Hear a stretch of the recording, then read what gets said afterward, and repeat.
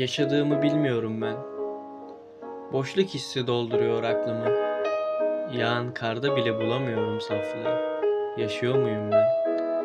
Yaşadığımı bilmiyorum ben. Kaç gece uyuyamasam da gözler sonunda kapandı. Belki de hayat sadece bu kadardı.